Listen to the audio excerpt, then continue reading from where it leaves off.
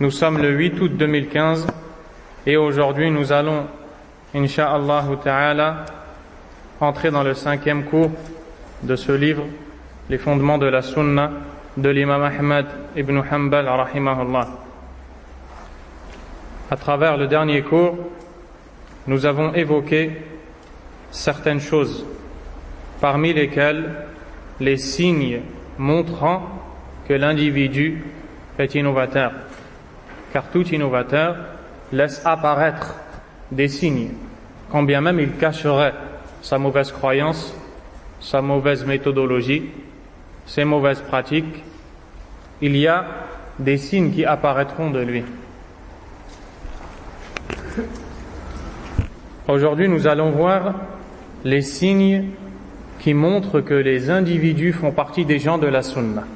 Comme l'a cité l'imam al-Sheikh al-Najmi, rahimahullah, quand il dit « Amma azharu alamati ahli sunna » quant aux signes les plus apparents des gens de la Sunna, et il va en citer 9. Il y en a plus, mais il va en citer 9 qui sont importants et qui permettent de voir que l'individu en face de toi a des signes des gens de la Sunna. Fa'awwalan, premièrement, da'watuhum ila kitabillahi ta'ala ay ila mutaba'atihi wal 'amali bih. Première chose, ils invitent les gens au livre d'Allah, à le suivre et le mettre en pratique. Car la religion d'Allah, tabaraka wa ta'ala, vient dans le livre d'Allah, subhanahu wa ta'ala. C'est la base. C'est la base. Ils appellent au livre d'Allah, azza wa jal. Ils n'appellent pas à leur passion, à leur raison, à leurs idées, à leur goût, à leurs expériences, à leurs envies. Ils appellent à ce à quoi appelle le livre d'Allah, tabaraka wa ta'ala. C'est la raison pour laquelle tu vois les savants de la Sunna,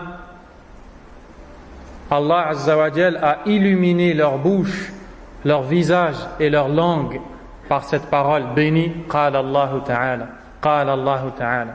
Allah a dit, Allah a dit, Allah a dit.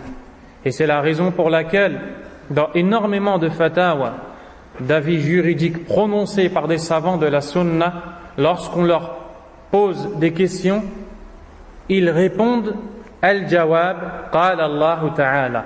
La réponse, Allah élevé soit-il, a dit. Et ils citent le verset. Et les savants de la Sunna, tant qu'ils peuvent se contenter dans leurs écrits, dans leurs réponses, dans leurs prédications, du verset et du hadith, comme on va le voir tout de suite après, Inch'Allah, ils le font.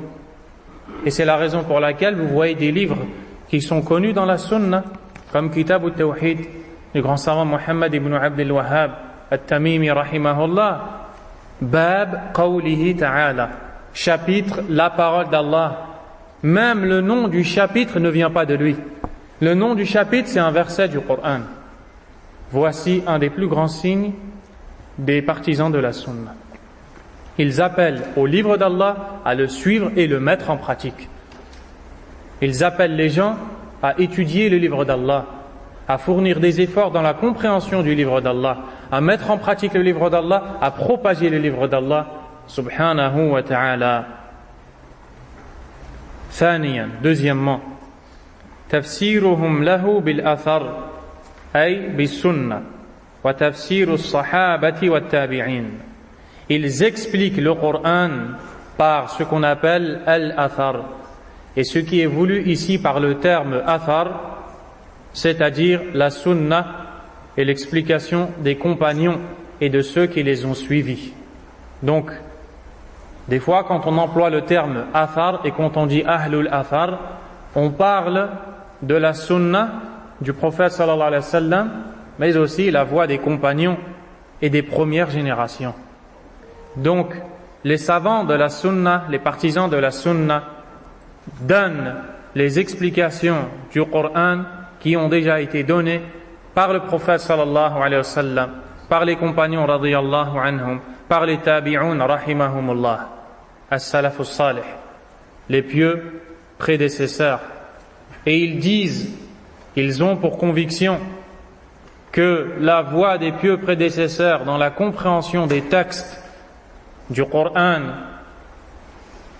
est la voie du salut, et que c'est dans le suivi de cette voie que l'un d'entre nous va comprendre la parole d'Allah tabaraka wa ta'ala. Ainsi, si tu vois des gens se dévier de cette façon d'expliquer le Coran, de laquelle Allah a fait les éloges subhanahu wa ta'ala dans certains textes, sache que cet individu qui agit ainsi a des signes d'innovation et de suivi de l'égarement sans le moindre doute. Et aujourd'hui, on peut assister à ce genre de phénomène où l'on voit des personnes qui apparaissent devant les gens en tant qu'enseignants, professeurs et autres, citer des paroles de gens qui n'ont rien à voir avec les pieux prédécesseurs dans les explications de versets du Coran, des versets d'Allah tabaraka wa ta'ala, voire même des gens qui vont citer des paroles de philosophes, wal'iyadhu billah, de philosophes pour expliquer des versets. Ceci n'a rien à voir avec la voie des gens de la sunna, car ils ont pour conviction que le prophète sallallahu alayhi wa sallam a été envoyé par Allah tabaraka wa ta'ala pour enseigner le Coran aux gens. Dans Surat al-Jumu'ah, Allah azza wa jal l'a clairement explicité quand il dit هو الذي بعث في الأميين رسولا منهم يتلو عليهم آياته ويزكيهم ويعلمهم الكتاب والحكمة وإن كانوا من قبل لفي ضلال مبين. Selon le sens rapproché, Allah nous dit, c'est lui qui a envoyé chez les illettrés un messager issu d'eux qui leur les récite ces versets et leur enseigne le livre et la sagesse, alors qu'auparavant ils étaient dans un égarement manifeste. Donc ici, Allah nous enseigne que le prophète sallallahu alayhi wa sallam nous enseigne le Coran, tant dans le point de vue de sa lecture que dans sa compréhension et sa mise en pratique. Et les compagnons ont vécu avec ce prophète sallallahu alayhi wa sallam. Ils sont plus à même de comprendre l'essence du Coran. Et d'ailleurs, Abdullah ibn Mas'ud radiyallahu anhu, qui est connu sous le nom de Allamatu Asbab an-Nuzul, le grand savant des causes de révélation, qui était celui parmi les compagnons qui avait le plus de science dans les causes de révélation. Il disait, il n'y a pas un verset dans le livre d'Allah sans que je ne connaisse la cause de sa révélation. Et si j'apprends que quelqu'un est plus connaisseur que moi, je voyagerai à sa rencontre pour prendre cette science. Comment est-ce qu'on va délaisser la compréhension de ces gens-là pour prendre la compréhension d'égarés, pour prendre la compréhension de gens qui ne sont incomparables ou qui sont incomparables à ces hommes-là. Radiyallahu anhum. Troisièmement, thalithan, da'watuhum ila sunnati sahiha al-ma'thurati 'an an-nabi sallallahu alayhi wa sallam. Ils appellent les gens à la sunna authentique du prophète Muhammad sallallahu alayhi wa sallam. Pourquoi est-ce qu'il dit sunna authentique? Car les textes, les hadiths du prophète, les récits prophétiques sallallahu alayhi wa sallam sont sujets à l'authenticité comme ils sont sujets à la faiblesse. Lorsque le hadith est authentique, les gens de la sunna s'y cramponnent et y invitent les autres. Ils invitent les autres à le suivre, à le mettre en pratique. Ainsi, ils appellent à la sunna. Tout comme ils appellent au livre d'Allah, tabaraka wa ta'ala, ils appellent les gens à la sunna du prophète sallallahu alayhi wa sallam à partir du moment où le hadith ou cette sunna à laquelle ils invitent est authentique. Quatrièmement, c'est ce qui va avec i'tiqaduhum annaha hiya al-mubayyinah li kitabillah wal mufassiratu lahu. Ils ont pour conviction que la sunna éclaircit le livre d'Allah et l'explique. Ils ont pour conviction que la sunna éclaircit le livre d'Allah et l'explique. Tu ne peux pas te passer de la sunna. Et c'est Cheikh Rabi' Hafidhahullah qui dit dans son sharh de Usul al-Sunnah que c'est la raison pour laquelle tu vois que quand les pieux prédécesseurs étaient interrogés, que ce soit dans le domaine de la croyance ou autre, ils répondaient avec la première chose qui leur venait en tête, un verset ou un hadith. car il n'y avait pas de différence entre le verset et le hadith. Il n'y a pas de différence entre le Coran et la Sunna, car ce sont les révélations d'Allah, tabaraka wa ta'ala.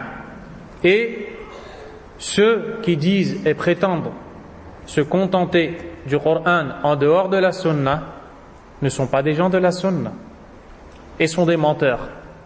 Ne voyez-vous pas que dans le Coran, Allah nous donne l'ordre d'accomplir la prière sans pour autant énumérer les façons d'accomplir ou la façon d'accomplir cette prière? C'est justement notre prophète sallallahu alayhi wa sallam qui est venu nous l'enseigner. Il est venu à prier devant eux et leur a dit Sallu kama ra'aytumuni usalli.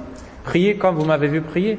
Ne voyez-vous pas qu'Allah subhanahu wa ta'ala nous ordonne dans le Coran de s'acquitter de l'aumône sans nous détailler certains points dont on a besoin pour payer cette aumône? C'est le prophète sallallahu alayhi wa sallam qui est venu nous montrer les catégories d'aumône, comment est-ce qu'elles sont payées et toutes ces conditions et ce qui s'y rapporte. Ainsi, on ne peut pas se passer de la sunna. La sunna est la sœur du Coran. C'est une révélation d'Allah, tabaraka wa ta'ala. Cinquièmement, mahabbatu sunna wa mahabbatu ahliha wa hamalatiha wa i'tiqadu annahum humul ladhina yahfadhu Allahu bihimud din. وقد زين الله سبحانه قلوب أهل السنة ونورها بحب علماء السنة فضلا منه. Cinquièmement, l'amour qu'ils portent pour la sunna, pour les adeptes de la sunna et ceux qui la portent, c'est-à-dire les savants, les connaisseurs de la sunna. La croyance qu'ils ont que c'est par ces gens-là qu'Allah a protégé sa religion. Ils ont de l'amour pour la sunna du prophète sallallahu alayhi wa sallam. Il en découle donc qu'ils ont de l'amour pour ceux qui portent en eux cette sunna, ceux qui ont étudié cette sunna, ceux qui se sont fatigués pour étudier la sunna, pendant que les autres dormaient, pendant que les autres étaient noyés dans cette dunya, pendant que les autres assouvissaient leurs désirs et s'adonnaient à leurs passions. Eux ne dormaient pas, eux ne mangeaient pas, eux ne trouvaient pas le repos, eux fournissaient tous leurs efforts, toute leur vie pour amener aux gens la vraie sunna, pour préserver pour les gens la religion d'Allah, tabaraka wa ta'ala. Celui qui déteste les savants de la sunna est loin de la sunna du prophète sallallahu alayhi wa sallam. Allah a embelli les cœurs des partisans de la sunna et les a illuminés par l'amour des savants de la sunna. Ils aiment les savants de la sunna. Quand un nom est cité parmi les savants de la sunna, ils sont heureux, ils éprouvent de la joie pour cet individu. Ils l'aiment, ils peuvent même l'aimer plus que leur père, plus que leur mère, plus que leur famille, quand ils voient les efforts que ces savants ont fournis.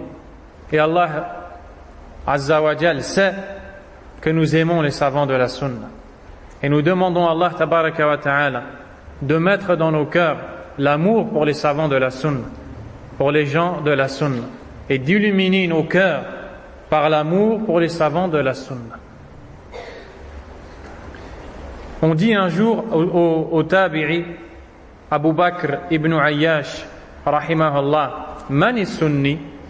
Qui est le sunnite? Qui est celui qui suit la sunna?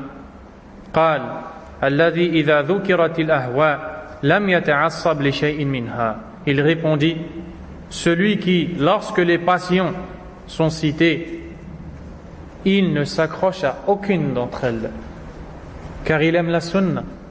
Donc lorsque les bid'a vont être cités et donc critiqués, lorsque les savants de la sunna vont sensibiliser les musulmans sur le danger de l'innovation, mais aussi sur le danger des innovateurs, lorsque les passions suivies vont être citées par les savants, que ce soit dans un contexte de critique, de mise en garde ou autre, ils n'éprouveront aucune gêne et n'auront aucune aversion, car c'est la sunna qui prime dans leur cœur. Sixièmement, i'tidaluhum ma bayna al-jafa'i wal-ghuluw wal-ifrati wat-tafrit, le juste milieu entre le laxisme et l'exagération. Les gens de la sunna doivent être les gens du juste milieu, car la religion d'Allah tabaraka wa ta'ala est la religion du juste milieu. Et ici, il s'agit de le mettre en pratique, pas simplement d'avoir une prétention, car beaucoup de groupes maintenant sont venus dire « nous avons le juste milieu » et taxent les autres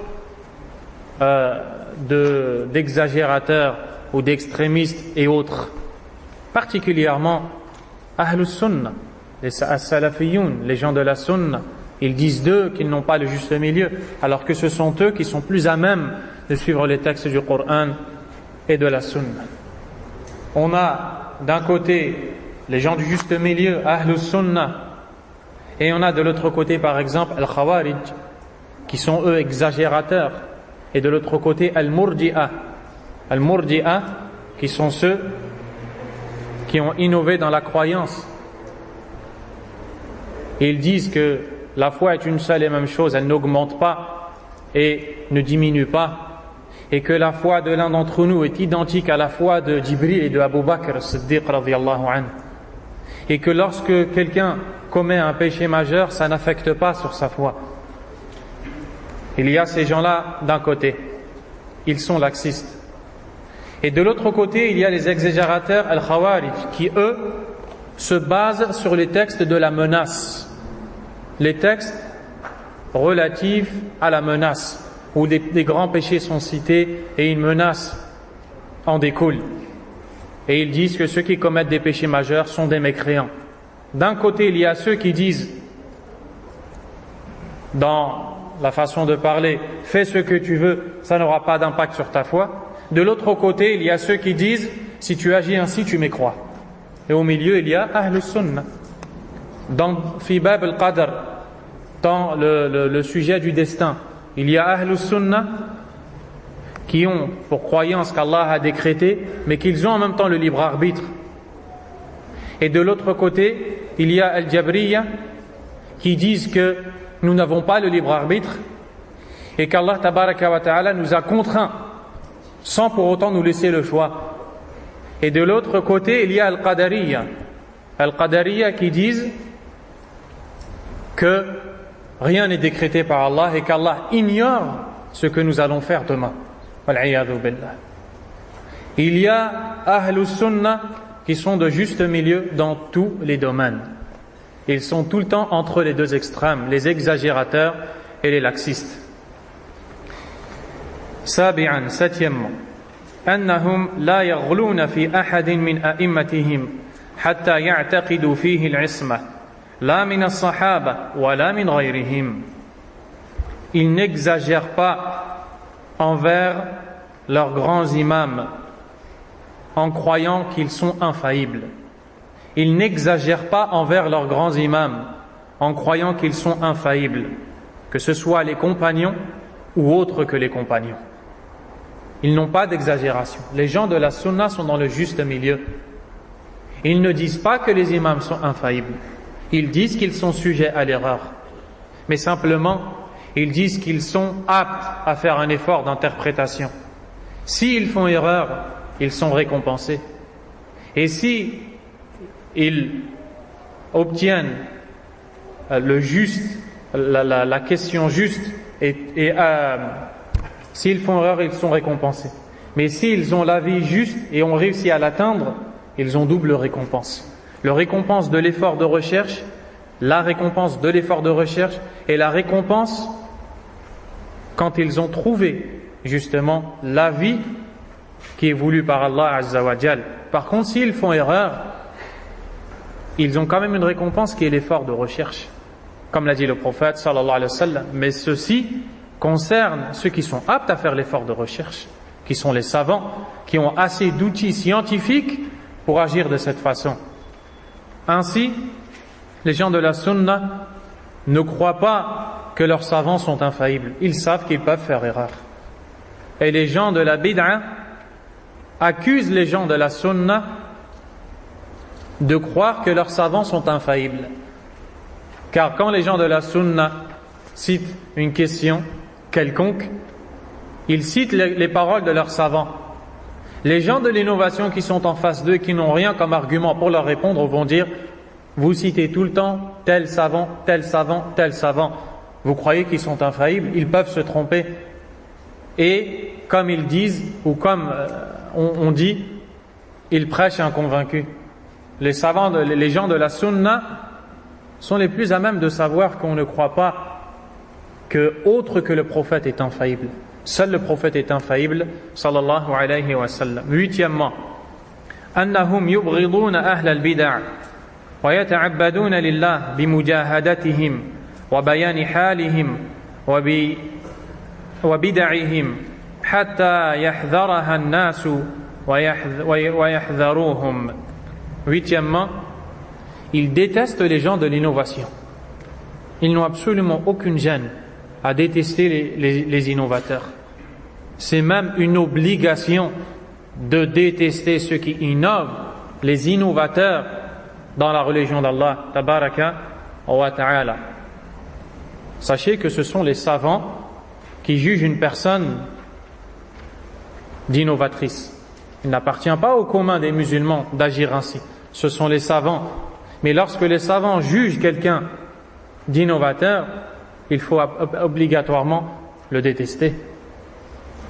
Et ils pratiquent une religion en démasquant et en dévoilant les innovateurs, leurs innovations, en mettant en garde contre eux et contre leur mal. Ceci fait partie de la religion d'Allah, tabaraka wa ta'ala. Et nous en avons vu quelques textes la dernière fois. Tasi'an, neuvièmement, عنايتهم بالعقائد وتقديمهم لها على الفضائل عكس المبتدعة. Ils donnent une très grande importance à la aqidah, à la croyance, particulièrement à tawhid, l'unicité d'Allah tabaraka wa ta'ala. Dans le domaine de l'adoration, ils invitent les gens à corriger leurs fausses croyances. Ils disent aux gens: craignez Allah, n'adorez pas les tombeaux, ne portez pas d'amulettes, ne vous rendez pas chez les sorciers et les devins. Ils disent aux gens: placez votre confiance en Allah et en personne d'autre que lui. Ils disent aux gens: ne vous frottez pas sur les murs et sur les tombeaux, demandez votre bénédiction à Allah. Ils disent aux gens: ne sollicitez qu'Allah seul, n'invoquez qu'Allah seul. Et tu vois que leur prêche du début jusqu'à la fin est remplie de ça. Et wallahi, les gens de la sunna, comme a dit Cheikh Rabi', même dans un cours de géographie, tu sens qu'il est salafi. Même dans un cours de dunya, tu sens qu'il est salafi, tu sens qu'il suit la sunna. Tu sens qu'il suit la sunna. Car les paroles des gens de la sunna viennent du Coran et de la sunna. Ils ne veulent pas quitter le Coran et la sunna pour rien au monde. Et ils balancent tout, ils pèsent tout sur cette balance du Coran et de la sunna. Et ils font devancer l'appel à la bonne aqidah à l'appel au mérite des actions. Car il y a des groupes, par exemple, At-Tablir, Jama'at At-Tablir, les Jama'at Ad-Da'wa, qui, eux, disent: nous lisons les hadiths relatifs au mérite des bonnes actions. C'est pour cela que tu les vois, après chaque prière, prendre Riyad al-Salihin, le livre de hadith de l'imam al-Nawawi, le jardin des vertueux, et ne lire de ce livre que les hadiths, le mérite du voisinage, le mérite du respect du dépôt, le mérite de la prière, le mérite du premier rang. Ce sont des très bonnes choses. Mais avant ça, il y a le mérite du tawhid, il y a le mérite de la ilaha illallah, il y a la gravité du shirk, il y a le mérite de la sunna, il y a la gravité de l'innovation. Si tu appelles quelqu'un à visiter son voisin pour Allah en lui disant: Allah te donnera une énorme récompense, et ce même quelqu'un, jour et nuit, donne un égal à Allah dans son adoration. Il peut aller visiter 1 milliard de voisins, et pour avoir 1 milliard de voisins, il faut vraiment qu'ils vivent dans un grand château. Il peut aller visiter 1 milliard de voisins, Allah ne l'acceptera pas. Il peut être le meilleur enfant envers ses parents, Allah ne l'acceptera pas, jusqu'à ce qu'il revienne à la ilaha illallah. Donc, la méthode des gens de la sunna, c'est de corriger les croyances d'abord. Et ensuite, ils appellent les gens. Et Allah a dit dans le hadith Qudsi, qui est rapporté par l'imam Muslim selon Abu Huraira, radiyallahu anhu, وَمَا تَقَرَّبَ إِلَيَّ عَبْدِي بِشَيْءٍ أَحَبَّ إِلَيَّ مِمَّا افْتَرَضْتُهُ عَلَيْهِ. Mon serviteur ne se rapproche pas de moi par une meilleure chose que ce que je lui ai prescrit, c'est-à-dire ce que je lui ai rendu obligatoire. وَلَا يَزَالُ عَبْدِي يَتَقَرَّبُ إِلَيَّ بِالنَّوَافِلِ حَتَّى أُحِبَّهُ. Et mon serviteur ne cesse de se rapprocher de moi par les actes surérogatoires jusqu'à ce que je l'aime. Les savants ont dit, à Cheikh Al-Uthaymin, par exemple, dans le commentaire du hadith, qu'Allah nous enseigne, subhanahu wa ta'ala, qu'il faut faire passer les obligations avant les choses méritoires. Eux font passer les choses méritoires avant les obligations. Donc voici 9 signes des gens de la sunna qui ont été cités par ce noble savant de la sunna, Al-Sheikh Al-Najmi, rahimahullahu ta'ala. Je vous invite à méditer sur quelque chose que vous allez remarquer.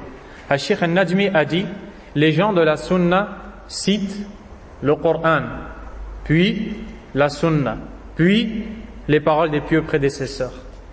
Maintenant, lisons à partir de maintenant, en méditant, le sharh de Sheikh Al-Najmi de Usul al-Sunnah, pour voir la mise en pratique concrète de ce que lui nous a dit, rahimahullah. L'imam Ahmad a dit, Tarkul mira'i fi din. Donc, dans la fin de ce même paragraphe, il dit délaisser la polémique en matière de religion.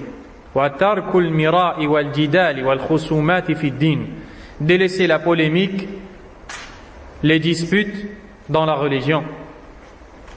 Dans la religion, on nous demande de suivre ce qu'Allah a légiféré et de ne pas passer notre temps à polémiquer dans chaque sujet, à disputer, à avoir un rival dans chaque sujet, en ayant pour intention de le vaincre et d'avoir sur lui le dessus. Ou bien prendre un sujet de la religion, comme beaucoup de gens le font, et en faire un sujet de discussion pour voir qui va vaincre celui qui est là en face de lui. Dans la religion d'Allah, on ne fait pas ça, car celui qui fait ça va dévier du chemin d'Allah. Tabaraka wa ta'ala.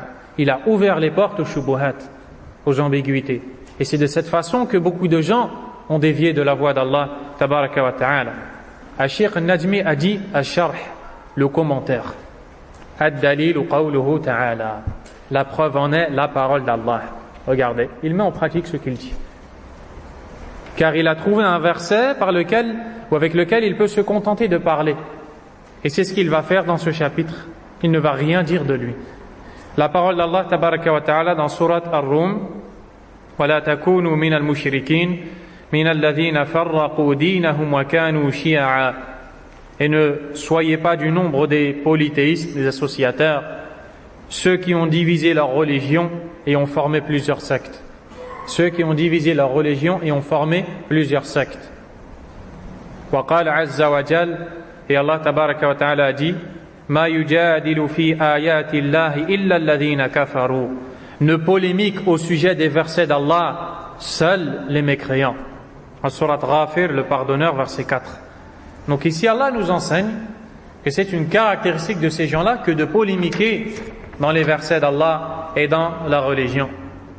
Aussi, dans le hadith qui est rapporté par l'imam At-Tirmidhi, selon Abu Umama Al-Bahili, radiyallahu ta'ala anhu, le hadith numéro 3253.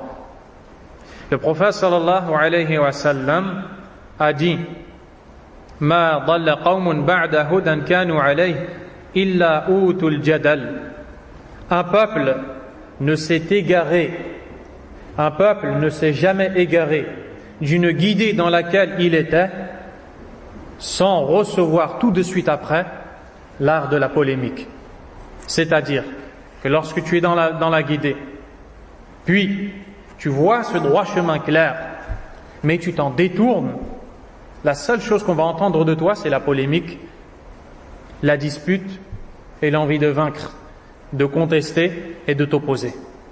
Ici, c'est ce que dit le prophète sallallahu alayhi wa sallam. Puis il cite le verset 58 de surat Az-Zukhruf, où Allah tabaraka wa ta'ala dit ما ضربوه لك إلا جدلا بل هم قوم خصمون. Et selon le sens du verset, Allah tabaraka wa ta'ala dit,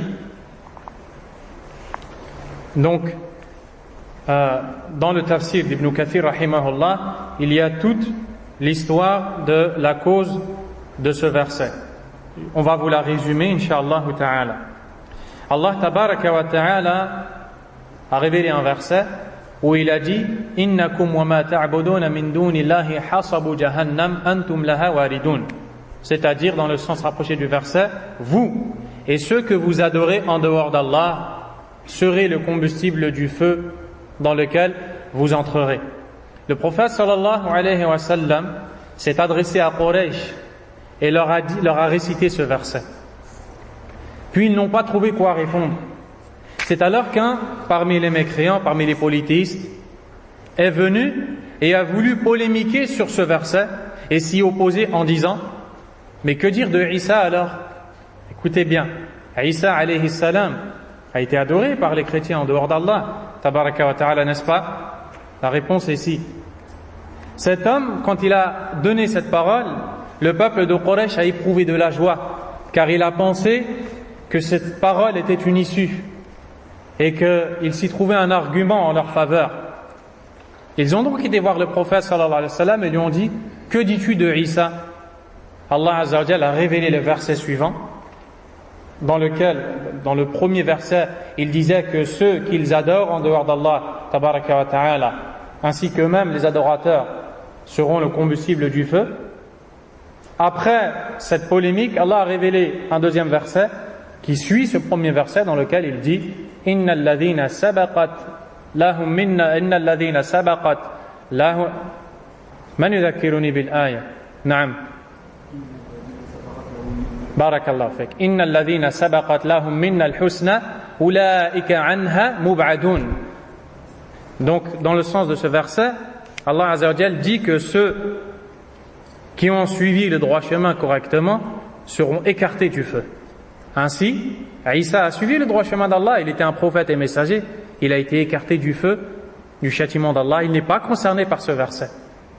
Et l'imam Sheikh Sa'di rahimahullah, dans le commentaire de ce verset, Allah azza wa jalla a dit: en réalité, c'est une polémique qu'ils ont eue, ils ont vu la guider, n'ont pas voulu la suivre, et ils ont polémiqué inutilement. Pourquoi? Car ils connaissent la langue arabe. Et dans la langue arabe, la particule dite ma est utilisée pour ce qui n'est pas doué de raison. Et dans le verset, Allah azza wa jal, quand il dit innakum wa ma ta'budun, vous et ceux que vous adorez, le ma, ce que désigne tout être qui n'est pas doué de raison.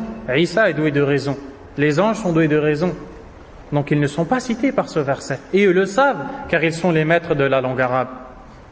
Deuxième chose, Allah s'adresse à Quraysh. Quraysh n'adore pas Isa alayhi salam. Donc ils prennent un argument qui ne les concerne même pas en réalité. Mais simplement ils ont pensé s'accrocher à quelque chose. Donc ils se sont opposés à ça, par ça, au prophète sallallahu alayhi wa sallam. Troisièmement, Allah a innocenté ceux qui sont dans le droit chemin de rentrer dans le feu de l'enfer. Donc ici le prophète nous enseigne alayhi salatu wa salam, que celui qui voit la guider mais ne la suit pas ne pourra que polémiquer. Ne pourra que polémiquer. Wa fil hadith, et dans le hadith rapporté par Al-Bukhari et Muslim selon Aisha radiyallahu anha, le prophète sallallahu alayhi wa sallam dit: Abghadur rijali ila Allah al-aladul khasim. Les hommes les plus détestés chez Allah, ou celui parmi les hommes qui est le plus détesté chez Allah azza wa jal, c'est le déviant disputeur acharné. Le déviant de la vérité, disputeur acharné. Il s'entête, s'obstine, dispute et polémique, dévie du chemin d'Allah alors qu'on lui demandait de suivre la vérité tout simplement, mais il a refusé de s'y conformer. Al-Sheikh Al-Najmi rahimahullah cite la parole de Omar ibn Abdel Aziz, rahimahullah, Man ja'ala dinahu gharadan lil khusumat akthara at-tanaqqul.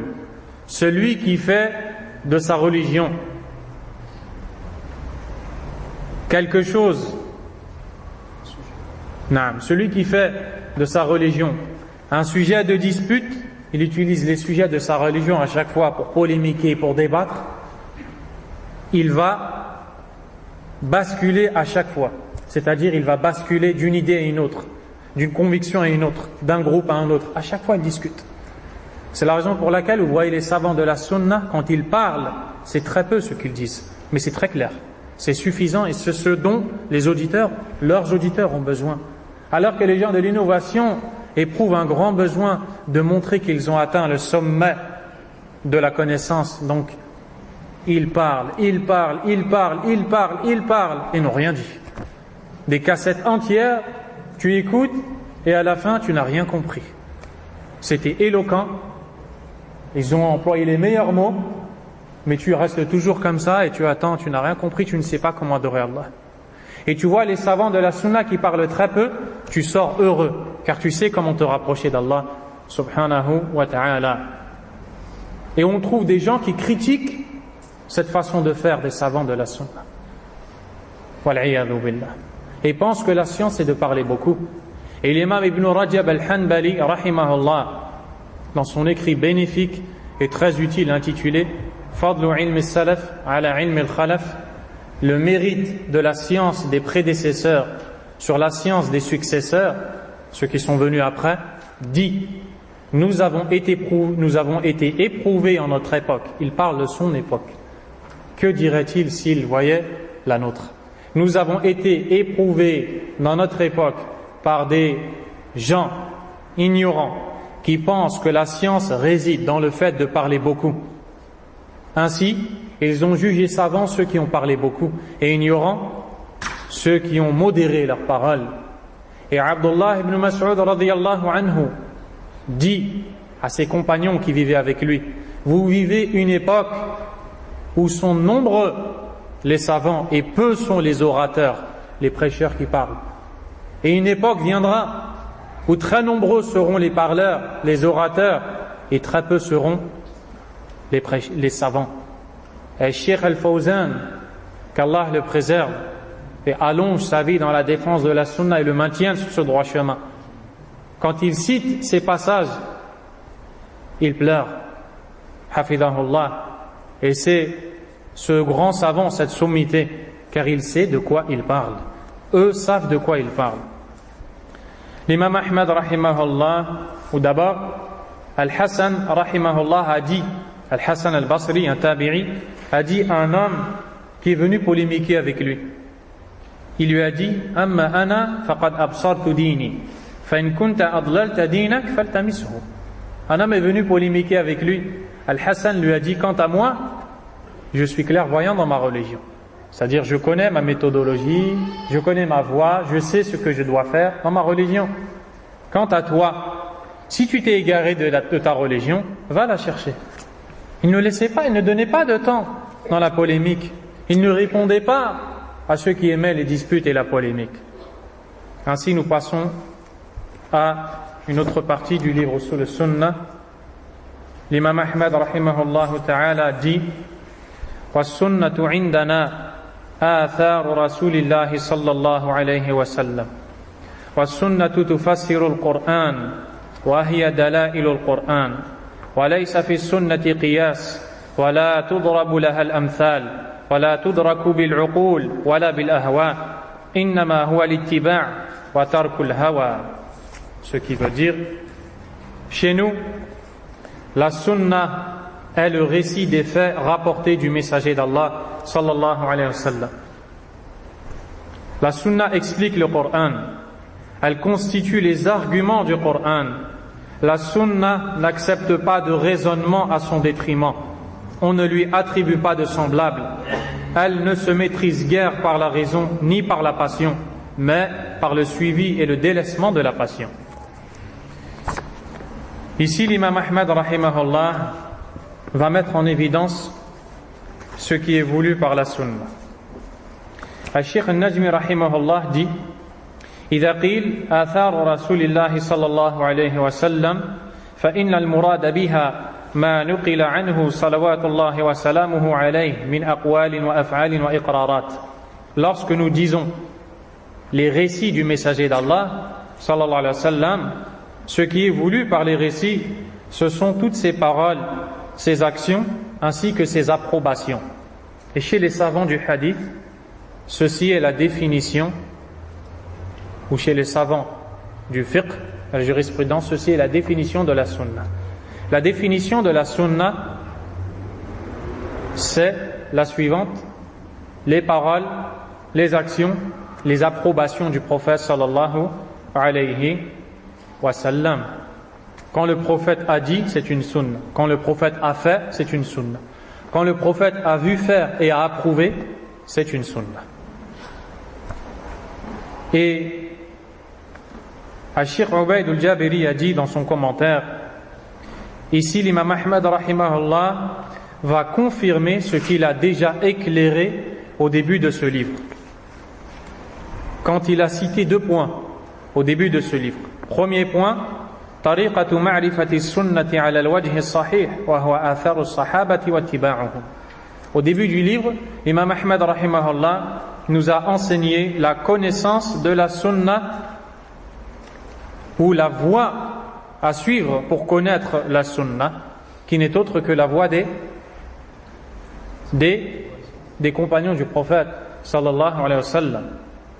Deuxième chose qu'avait cité l'imam Ahmad au début, ma yudaddu dhalik, ce qui s'y oppose, ce qui contredit cette voie-là parmi les innovations et les innovateurs. C'est ce que l'imam Ahmad a déjà cité. C'est comme si que maintenant l'imam Ahmad va détailler ce qu'il a cité de manière générale. Et lorsqu'on utilise le terme sunna, comme il est utilisé ici, le terme sunna est utilisé tantôt pour désigner une première chose, tantôt pour désigner une deuxième, tantôt pour désigner une troisième. Disons, le terme sunna peut désigner 3 choses. C'est ça qu'il faut écrire et retenir. Le terme sunna peut désigner 3 choses. Premièrement, tout ce avec quoi le prophète est venu, sallallahu alayhi wa sallam. Le terme sunna peut désigner 3 choses. Premièrement, tout ce avec quoi le prophète est venu, sallallahu alayhi wa sallam. Ainsi, le Coran entre dans cette définition, puisque le prophète nous a apporté le Coran qui est la révélation qu'Allah lui a faite, subhanahu wa ta'ala. Cette définition est décrite par le Cheikh, Al-Sheikh Ubayd al-Jabiri hafidahullah, comme étant la définition générale, al-ta'rif al-'am. La deuxième définition, c'est ce qu'a cité ici Al-Sheikh Al-Najmi que vous venez d'entendre. C'est toutes les paroles, les actions et les approbations du prophète Mohammed sallallahu alayhi wa sallam. Et ceci est la définition particulière de la sunna. Dans celle-ci n'entre pas le Coran, car ici nous parlons des paroles du prophète alayhi salatu wassalam, de ses actions et de ses approbations. C'est la définition particulière de la sunna. Troisièmement, les savants de la sunna utilisent parfois ce terme sunna en voulant désigner la croyance, al-aqidah. Par exemple, usul sunna de l'imam Ahmad, rahimahullah, les fondements de la sunna. Ici, on entend particulièrement la croyance, ou bien i'tiqad wa ahli sunna, la croyance des gens de la sunna, de l'imam al-Lalaka'i, ou encore sharh al-sunna de l'imam al-Barbahari. Ici, on voit sunna qui est utilisé, mais à travers ce terme, on entend par là la croyance particulièrement. Al-Sheikh Ubayd a dit, ici l'imam Ahmad rahimahullah ta'ala vise cette troisième définition.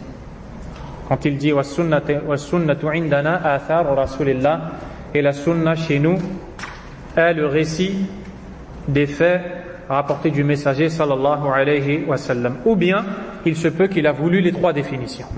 Et c'est possible, il n'y a pas de contradiction. وَالسُّنَّةُ تُفَسِّرُ الْقُرْآنَ. La sunna est explicative du Coran. وَهِيَ دَلَائِلُ الْقُرْآنِ. Et la sunna représente les arguments du Coran. La preuve en est la parole d'Allah tabaraka wa ta'ala dans sourate An-Nahl, les abeilles, dans le verset 44. Allah tabaraka wa ta'ala a dit wa anzalna ilayka dhikra litubayyina lin-nasi ma nuzzila ilayhim wa la'allahum yatafakkarun. Selon le sens rapproché du verset, nous les avons envoyés avec des preuves évidentes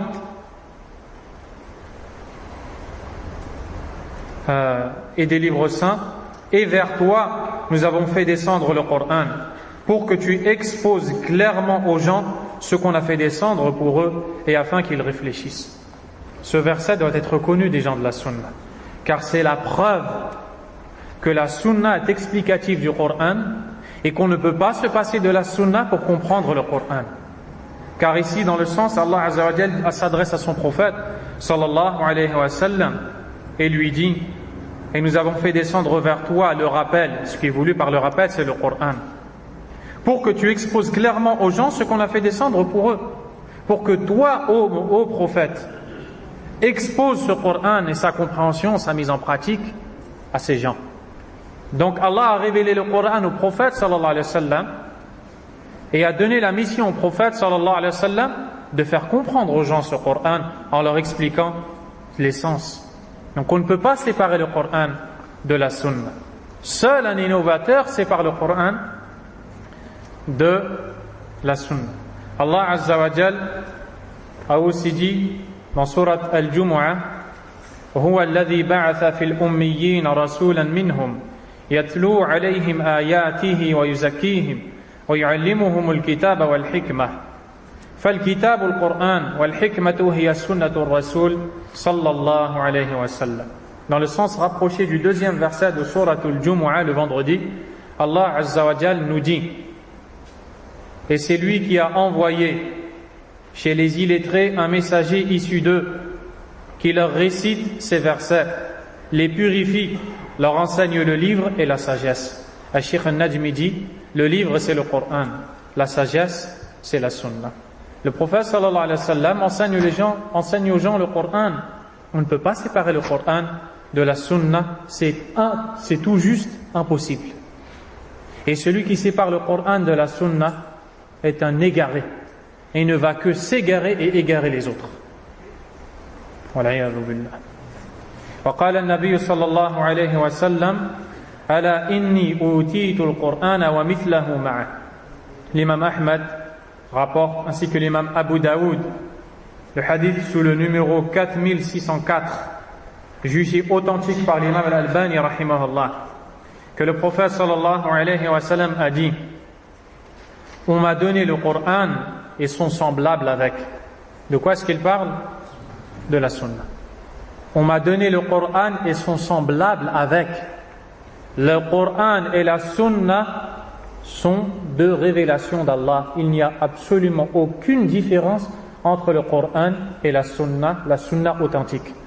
Les hadiths qui sont authentiques. Le Cheikh Al-Najmi rahimahullah dit: Wallahu azza wa jal amara rasulahu sallallahu alayhi wa sallam an yubayyina lin-nasi ma nuzila ilayhim fil kitab.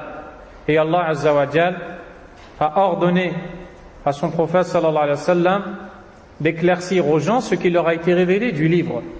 Par exemple, la prière. L'ordre de prier a été révélé par Allah dans le Coran de manière globale. C'est la sunna qui va venir détailler le nombre. Le nombre de rak'at, d'unités de prière, est absent dans le Coran. C'est dans la sunna qu'on le trouve. Les heures, les temps de prière, c'est dans la sunna qu'on le trouve. Les obligations, les choses surérogatoires, les jugements relatifs à la pureté, c'est dans la sunna qu'on trouve toutes ces choses-là. Et quand l'imam Ahmad rahimahullah dit wa sunnatu tufassiru al-Qur'an, La sunna explique le Coran. La sunna ici, ce sont les hadiths du prophète sallallahu alayhi wa sallam. Donc, on ne doit pas s'opposer par notre raisonnement à la sunna du prophète sallallahu alayhi wa sallam. Non, on doit le suivre et c'est ce qui va suivre. L'imam Ahmad rahimahullah ta'ala dit: la sunna n'accepte pas de raisonnement à son détriment. On ne lui attribue pas de semblable. Elle ne se maîtrise guère par la raison ni par la passion, mais par le suivi et le délaissement de la passion. Ce qui est voulu ici, c'est l'interdiction de faire des analogies ou d'utiliser la raison dans le domaine de la croyance et aussi dans le domaine des règles où il y a un texte. Car les savants disent que les savants de l'islam ne font l'analogie pour tirer un jugement. L'analogie, c'est le rapprochement entre des choses qui ont des similitudes pour tirer un jugement. Il y a un jugement clair sur une chose et il y a une autre chose qui a des similitudes avec cette chose qui a ce jugement. Ils disent, puisque cette chose a ce jugement, celle qui est similaire a le même. On appelle ça de l'analogie.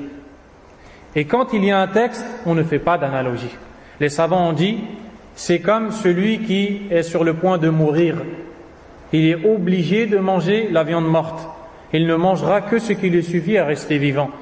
Car là-bas, c'est les textes dans la religion. Donc, tant bien dans le domaine de la croyance que dans le domaine où il y a des textes clairs, les savants ne font pas d'analogie. Et aussi, ce qui est voulu, c'est de ne pas utiliser son raisonnement face à un texte. Qala Allah, qala Rasulullah, puis tu vois l'un d'entre eux qui se met à raisonner. Il se sent tellement haut dans la raison et l'intelligence qu'il pense qu'avec sa raison, il peut déduire et comprendre des choses qui sont absentes dans les textes. Et ceci est un égarement évident, sans le moindre doute. Et le Cheikh Al-Najmi rahimahullah a cité ces quelques premiers points que vous venez d'entendre. Et dans le hadith, il est rapporté que Abu Huraira radiyallahu ta'ala anhu a rapporté du prophète sallallahu alayhi wa sallam l'obligation de refaire ses ablutions lorsqu'on a touché le feu. Un compagnon est venu et a dit à Abu Huraira radiyallahu anhu: Ala amartahum an yatawadda'u min al-hamim ay al-ma' al-har. Pourquoi ne les as-tu pas ordonné de refaire les ablutions quand ils ont touché de l'eau chaude? Là ici, qu'est-ce qu'il s'est passé? Il y a une similitude par rapport à la chaleur. Mais un texte nous demande quelque chose et ne demande pas cette deuxième chose. Abu Huraira radiyallahu ta'ala anhu lui dit: Ya ibn akhi, ô fils de mon frère, idha haddathtuka an rasulillah sallallahu alayhi wa sallam bi hadith fala tadrib lahu al-amthal. Quand je relate ou t'apporte un récit du prophète sallallahu alayhi wa sallam, ne lui donne pas de semblable. Ne dis pas s'il y a telle et telle chose, alors on doit dire telle et telle chose. Si Allah Azza wa Jal nous demande telle et telle chose, si le prophète sallallahu alayhi wa sallam nous ordonne de faire telle et telle chose, alors pourquoi ne pas faire telle et telle chose? Si vous dites que le prophète a dit alayhi salatu wa sallam, alors pourquoi ne pas dire, car c'est semblable, qu'il faut faire et dire telle et telle chose? C'est ce qu'on appelle darbul amthal, donner des semblables à la sunna. Ceci est formellement interdit et c'est le comportement des innovateurs, de beaucoup d'égarés, mais de beaucoup de musulmans de la masse. Lorsqu'un hadith leur est cité, le prophète te dit de faire telle et telle chose, il dit oui, mais si tu dis que dans ce texte on doit faire telle et telle chose, alors pourquoi ne pas faire telle et telle chose? Et puis il se met à faire découler les choses les unes après les autres. Puis si on doit faire cette chose, alors pourquoi ne pas dire cette chose? Et à la fin il arrive à quoi? Il arrive même peut-être à sortir de la sunna, voire même à sortir de la religion d'Allah subhanahu wa ta'ala. الشيخ النجمي dit: المهم أن هذه الفقرة معناها أنه لا ينبغي ضرب الأمثال للسنة إذا كانت في أصول الاعتقاد. Ce qui est voulu par ce paragraphe, c'est de retenir qu'il est interdit de donner des semblables à la sunna dans le domaine de la croyance. Et le prophète sallallahu alayhi wa sallam a réprimandé un compagnon, et le récit est rapporté par l'imam al-Bukhari rahimahullah, et Cheikh al-Najmi va citer une partie du récit. Mais pour vous résumer l'histoire, c'est le récit de deux femmes parmi les compagnons qui se sont querellées, au point où l'une d'entre elles a lapidé la deuxième, c'est-à-dire qu'elle a pris des pierres ou un rocher, puis l'a lancé sur sa rivale, qui est immédiatement tombée. Il s'avère que cette rivale était enceinte. Le fœtus est mort. Le fœtus ou le bébé dans le ventre est mort. Puis le prophète est arrivé et a jugé entre eux, sallallahu alayhi wa sallam, et a jugé que la famille de la meurtrière, bien disons la famille de la femme auteur du meurtre, devrait payer telle et telle chose, devrait payer la rançon pour l'enfant qui était dans le ventre, mais aussi la femme qui est morte.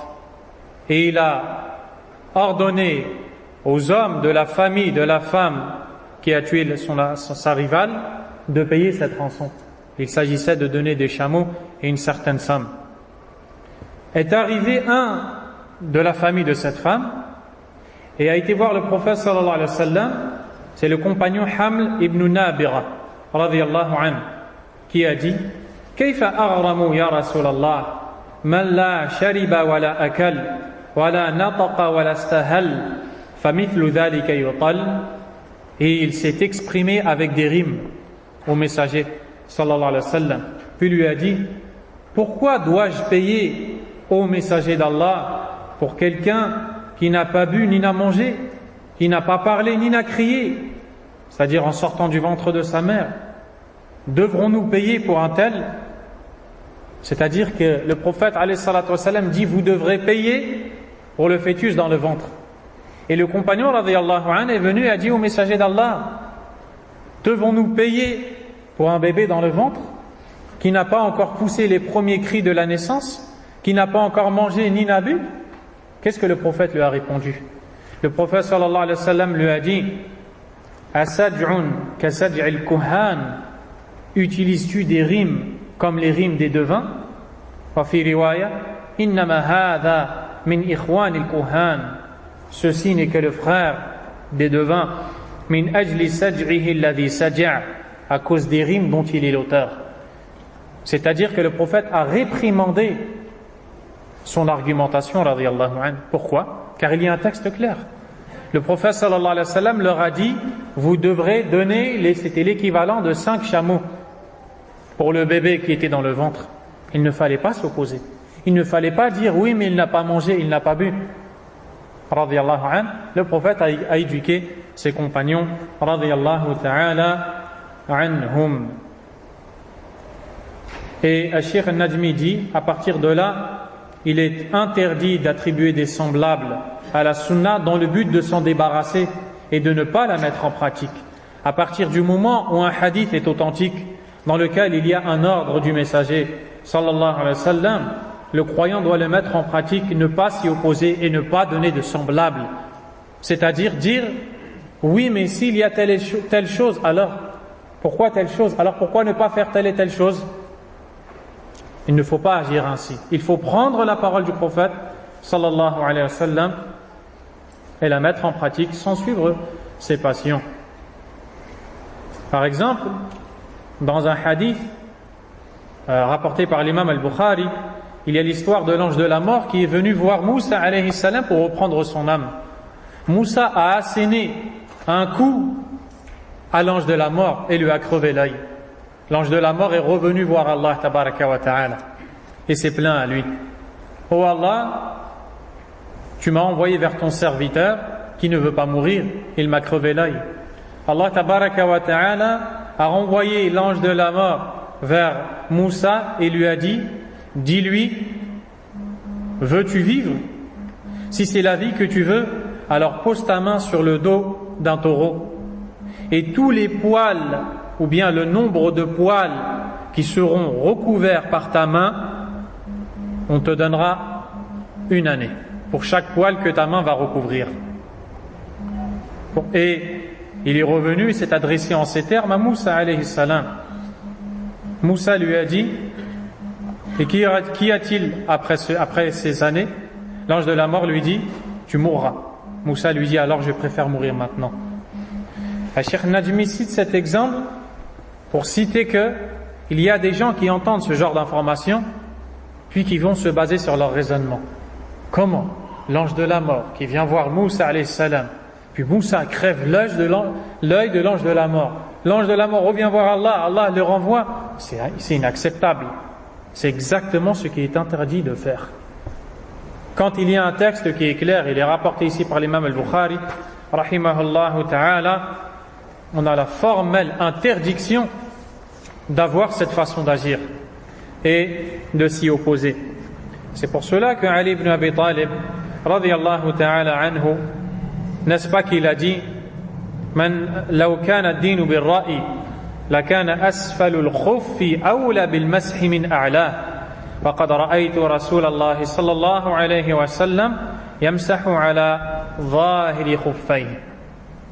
Si la religion se pratiquait par la raison, par le point de vue, par l'opinion de l'un d'entre nous, il aurait été plus logique d'essuyer le bas du pied lorsqu'on essuie sur les chaussettes ou sur la botte.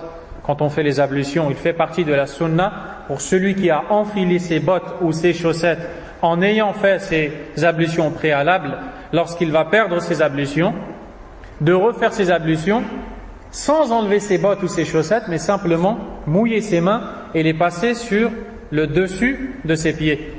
Ali dit, si la religion se pratiquait par nos opinions, il aurait été plus logique d'essuyer le bas du pied. Pourquoi? Parce que c'est le bas du pied qui a le contact au sol. C'est le bas du pied qui marche sur le sol. Mais j'ai vu le messager sallallahu alayhi wa sallam essuyer le dessus de son pied. Donc il n'y a pas à réfléchir. Il n'y a pas à réfléchir. Qala Allah, qala Rasulullah, c'est ce qu'il faut faire. Car si tu te bases sur ta raison, tu vas t'égarer. Tu vas dire non, je marche sur le plat du pied, c'est le plat du pied que je vais essuyer. En faisant ça, tu t'es exposé à un texte. Et c'est ce qu'on voit chez beaucoup de groupes. Wal'iyadhu billah. Cheikh Ubayd al-Jabiri, hafidhahullah, a dit, l'obligation qui incombe aux musulmans devant les textes du Coran et de la Sunna sont les suivantes. 3 choses. Premièrement, mettre en pratique l'ordre, que ce soit un ordre du Coran ou de la Sunna. Mettre en pratique. Deuxièmement, tarkun nahi, délaisser l'interdit. Troisièmement, tasdiqul khabar, attester de la véracité de l'information. Voici notre devoir devant les textes du Coran et de la Sunna. Quel est notre devoir? De mettre en pratique les ordres des textes du Coran et de la Sunna, de délaisser les interdictions du Coran et de la Sunna, et de témoigner que toutes les informations émanantes du Coran et de la Sunna ne sont que réelles et véridiques. Celui qui agit ainsi a rempli son devoir devant les textes du Coran et de la Sunna. Il est donc interdit, lorsqu'il y a un texte clair, de s'y opposer par une analogie. Tu entends qala Allah, qala Rasulullah, alayhi salatu wassalam, et tu réponds, oui, mais il y a une similitude avec telle chose, et pourtant telle chose n'a pas été interdite, alors celle-ci ne devrait pas l'être, par exemple. Tu n'as pas le droit d'avoir ce genre de comportement. Qui est le premier à avoir eu ce comportement, selon vous? Abdul Karim? Iblis? Comment? Abdul Ghani? Quand il a refusé de se prosterner, Iblis a dit Khalaqtani min nar wa khalaqtahu min tin. Tu m'as créé de feu et tu l'as créé de terre. Regardez, Allah lui donne un ordre, subhanahu wa ta'ala. Lui, qu'est-ce qu'il va faire? Il va utiliser le raisonnement et l'analogie. Allah donne l'ordre aux anges de se prosterner devant Adam, alayhi salam. Iblis était avec les anges, lui était un djinn, il était avec les anges. Iblis a refusé et a dit: tu m'as créé de feu alors que lui est créé de terre. Le feu est plus noble, plus fort que la terre. Donc, comment, si quelqu'un devait se prosterner, ça devrait être le contraire. Comment le feu va se prosterner devant la terre? Il s'est opposé à un ordre clair en utilisant la raison. Quel fut le résultat? C'est devenu l'imam des mouchriquines, l'imam des associateurs.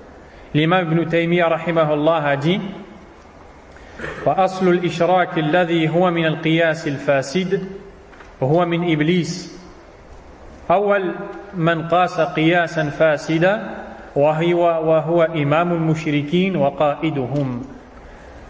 La base de l'association à Allah, c'est d'avoir procédé à l'analogie erronée. C'est l'analogie dont Iblis a été l'auteur. Il fut ainsi l'imam, le maître des polythéistes et leur guide.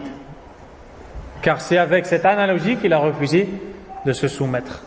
Et il y a énormément de cas où les gens sont tombés dans l'innovation et devenus des innovateurs fervents défenseurs de croyances erronées à cause de leur raisonnement, en pensant qu'ils étaient tellement intelligents qu'ils pouvaient se passer des textes. Même s'ils ne le disent pas clairement, mais c'est ce qu'ils manifestent à travers leur religiosité et leur pratique. Et ça, on le retrouve chez Al-Asha'ira, par exemple.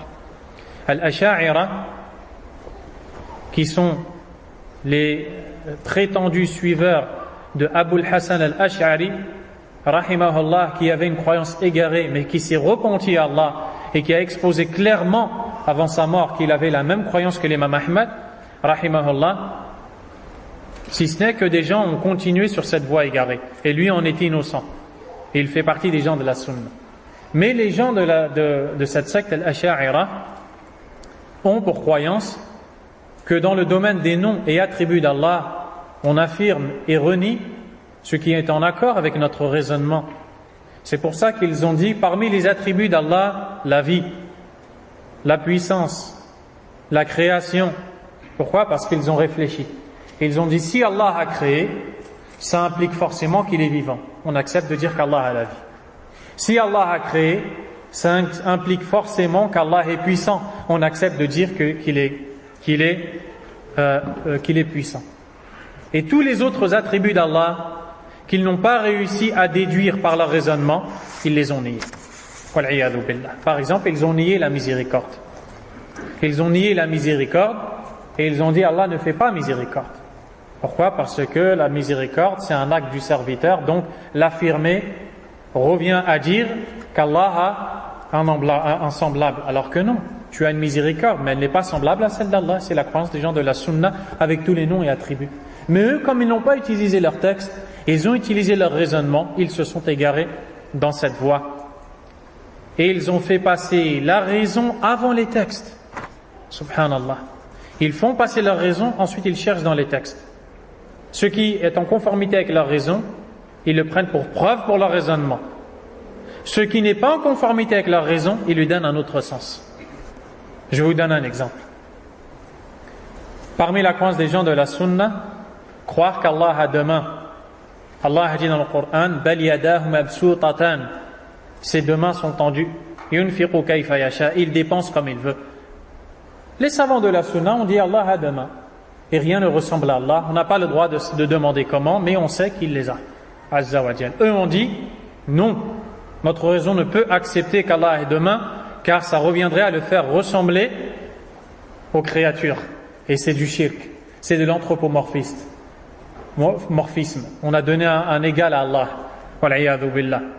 Les savants de la sunna ont dit non, car Allah a dit, ils ont cité le verset. Eux ont dit oui, mais le mot yad ici, qui veut dire main à la base, a un autre sens. Et il est vrai que le mot yad dans la langue arabe a d'autres sens, parmi lesquels an-ni'ma, al-quwwa. le bienfait, la force. Ils ont dit ici, il s'agit des bienfaits d'Allah. Vous avez vu comment ils ont joué avec la langue arabe? Il s'agit des bienfaits d'Allah. Wal'iyadhu billah.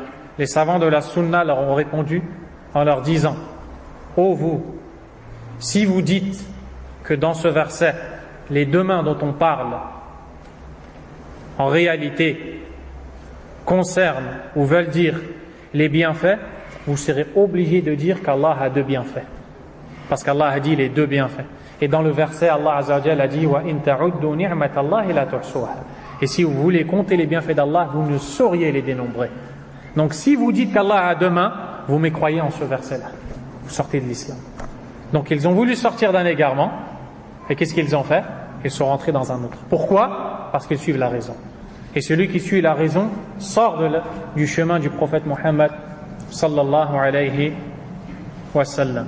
Il y a plein d'autres exemples. Et ceci, je vous le rapporte de notre enseignant au Yémen, le noble Cheikh Fahd, rahimahullah, qui est mort il y a à peu près 2 mois. Qu'Allah lui fasse miséricorde et qu'il fasse que ça soit pour lui des récompenses. Cheikh Ubayd al-Jabiri, c'est ce par quoi on va clôturer le cours, a dit: se manifeste la soumission à la sunna par les choses suivantes. C'est-à-dire, en d'autres termes, comment montrer que tu es soumis à la sunna? La réponse, par ces 4 choses qu'il va citer. Premièrement, إذا صح الخبر فلا تستعمل الرأي فالمطلوب التسليم.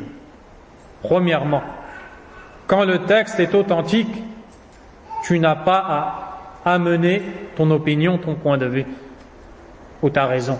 Mais ce qu'il t'est demandé, c'est de te soumettre à ce texte. Et Allah Azza wa Jalla a dit clairement: فَلَا وَرَبِّكَ لَا يُؤْمِنُونَ حَتَّى يُحَكِّمُوكَ فِي مَا شَجَرَ بَيْنَهُمْ. Dans le sens rapproché. Mais non, par ton Seigneur, ils ne seront véritablement croyants que lorsqu'ils se soumettront, ou que lorsqu'ils te prendront pour juge dans les différends qui les opposent. ثُمَّ لَا يَجِدُوا فِي أَنفُسِهِمْ حَرَجًا مِمَّا قَضَيْتَ. Puis qu'ils n'éprouvent aucune aversion quant à ton jugement. وَيُسَلِّمُوا تَسْلِيمًا. Et qu'ils s'y soumettent complètement. Donc c'est la première chose. Tu as un texte, tu as un Coran, tu as une sunna, tu n'utilises pas ton raisonnement ni ton opinion. Deuxièmement, la tadrib laha al-amthal. Tu ne lui donnes pas de semblable. Donc on l'a illustré. C'est-à-dire, oui, mais si le prophète dit qu'il faut faire telle et telle chose est similaire à cette autre chose, alors ça veut dire qu'on doit la faire. Ou bien, pourquoi ne pas faire telle et telle chose? Pourquoi s'il nous interdit telle chose qui est similaire à l'autre qu'il nous a rendu licite? Et ainsi de suite. C'est comme ça qu'ils divaguent dans leur égarement. Tu n'as pas à donner de semblable à la sunna. Troisièmement, as-sunnatu la tudraku bil-uqul. Tu dois croire que la sunna ne s'atteint pas avec la raison. Dans le domaine de l'adoration d'Allah, il n'y a pas de raisonnement. Tu raisonnes, tu réfléchis pour voir ce qui est bien, ce qui va te rapprocher d'Allah Azza wa Jalla. Il n'y a pas de ça dans la sunna. Dans la sunna du prophète sallallahu alayhi wa sallam, dans l'adoration, il te faut un texte. C'est la raison pour laquelle les savants ont dit al-aslu fil ibadat al-hadr. La base dans les adorations est l'interdiction. C'est-à-dire tu n'as pas le droit de t'aventurer dans une adoration sans au préalable avoir lu un texte qui t'invite à cette adoration. Simplement parce que toi, tu as raisonné et il a découlé de ton faible raisonnement qu'il plaît à Allah que tu fasses telle et telle chose ou dises telle et telle chose. Ceci est faux. Quatrièmement, la soumission au texte. La soumission au texte et ne pas adapter les textes aux gens, comme ceux qui prétendent connaître le contexte actuel. Et ça, on le trouve énormément chez Al-Ikhwan, les frères musulmans, qui disent qu'il faut adapter le texte à la personne. Donc, le prophète sallallahu alayhi wa sallam donne un ordre, On est dans une époque, dans un milieu où on va adapter cet ordre à la personne. Cette personne peut le recevoir de telle façon, on lui donne l'ordre de telle façon. Wal'iyadu billah. Car ceci revient à critiquer la sagesse divine, subhanahu wa ta'ala, et aussi à dire que les textes deviennent suiveurs et non suivis, alors que les textes doivent être suivis. Cheikh Ubaid dit l'obligation c'est d'adapter les personnes aux textes et pas les textes aux personnes. D'adapter les personnes aux textes et pas les textes aux personnes. On ne change pas les paroles d'Allah Azza wa Jal et du prophète sallallahu alayhi wa sallam. Ainsi, les gens de la sunna qui entendent des paroles prononcées par des personnes agissent de la manière suivante. Ils les mesurent et voient si ces paroles dites par ces personnes sont en conformité avec un texte ou un consensus, l'unanimité des compagnons. Car on l'a déjà vu auparavant que lorsque les compagnons sont unanimes, cette unanimité, ce consensus est une preuve en soi, même si on n'a pas lu le verset ou le hadith. Car ils ne peuvent être unanimes que sur quelque chose où il y a un verset ou un hadith. Donc quand une personne dit quelque chose, cette chose, les savants de la sunna regardent si elle est en conformité avec un texte ou le consensus. Si elle est en accord, ils l'acceptent. Si elle est en désaccord avec un texte ou avec le consensus, ils la rejettent et disent de celui qui prononce cette parole qu'il s'est opposé à la vérité, peu importe qui il est. Mais ils savent que l'opposant a plusieurs catégories. Il y a celui qui s'oppose au texte et au consensus par obstination de sa part, comme les suiveurs des passions. Il y a celui qui s'oppose au texte et au consensus par ignorance. Et il y a celui qui s'oppose au texte et au consensus après avoir fait un effort d'interprétation dans lequel il n'a pas eu le bon avis. C'est un savant, il est récompensé, il n'a pas eu le bon avis, mais il s'est opposé au bon avis qu'il fallait suivre. C'est ainsi qu'on clôture ce cours. ونسأل الله عز وجل أن يفقهنا في الدين وأن يعيننا على طاعته وأن يغفر لنا ذنوبنا والله أعلم وصلى الله وسلم وبارك على نبينا محمد وعلى آله وصحبه أجمعين سبحانك اللهم وبحمدك أشهد أن لا إله إلا أنت أستغفرك وأتوب إليك